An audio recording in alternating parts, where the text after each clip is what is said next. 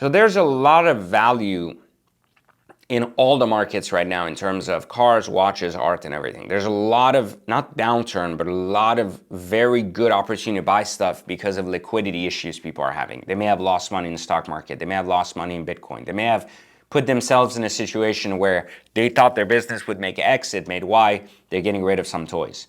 But because of their stupidity and inability to understand the markets, they liquidate toys, and dealers take advantage of that.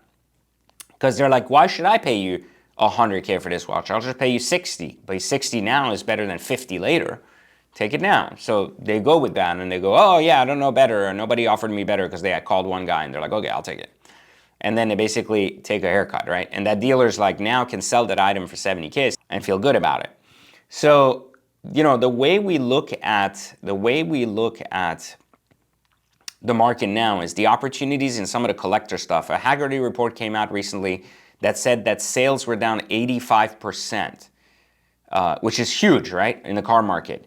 But pricing index was down 1% in the collector market. So a very interesting dynamic, like a lot of no liquidity, like I'm not buying a car today, you know, that's not gonna happen, but pricing isn't moving.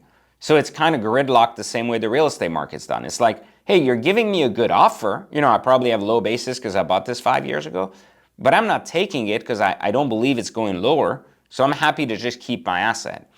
So I attribute this significantly to people understanding that the replacement of assets, replacement cost of assets has gone up so much that they no longer look at it as, I bought my house for 500, this guy offered me 1.5, I was waiting for 1.6, who cares about the 100, I can make $1 million. Instead, they're like, well, if I choose to buy another one, I have to pay 1.7, so why should I sell mine for 1.6?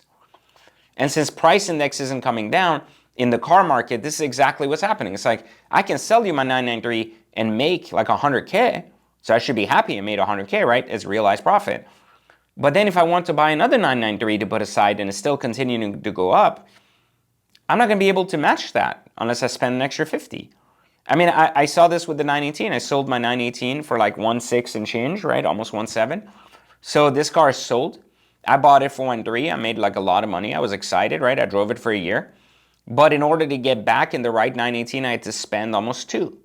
So the argument is not that, like, I'm in a better position today with my car, and the only reason it makes sense is because I was able to use the profits to buy down my new position.